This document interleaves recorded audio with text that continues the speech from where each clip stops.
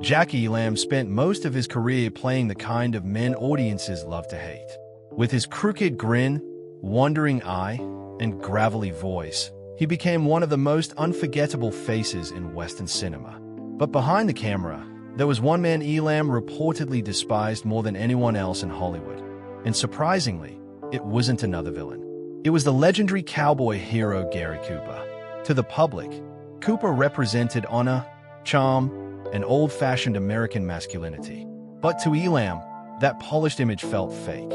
Born in the rough mining town of Miami, Arizona, Jack Elam clawed his way into Hollywood through grit and determination after losing his mother as a child and surviving an accident that left him with his signature wandering eye. He worked as an accountant and studio auditor before ever stepping in front of a camera, and when he finally broke into films, he built his reputation the hard way, stealing scenes in classics like High Noon, Rawhide, and Once Upon a Time in the West.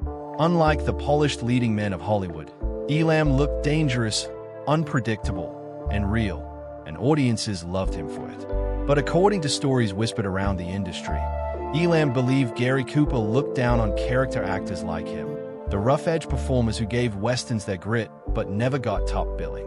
Over the years, resentment reportedly grew every time their paths crossed at studio events and productions. Elam allegedly called Cooper the Prince of Phonies, convinced the Hollywood icon had built his reputation on charm and image while treating lesser-known actors with cold indifference. To Elam, Cooper symbolized everything wrong with old Hollywood, the glamorous stars protected by studios while hard-working character actors fought for scraps. And Jack Elam was never the kind of man to stay quiet about what he felt. Friends described him as funny, outspoken, and brutally honest, a man who would rather make enemies than pretend to like someone he didn't respect. Ironically, while Elam often played ruthless outlaws on screen, people who knew him personally said he was warm, humble, and full of humor. As westerns evolved in the 1960s and 70s, audiences began embracing morally complex characters instead of perfect heroes, and suddenly Elam's rugged authenticity became more valuable than ever.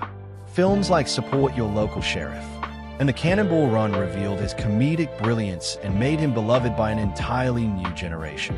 By then, Gary Cooper's era of spotless cowboy heroes was fading into history, while Jack Elam's rough-edged style felt timeless.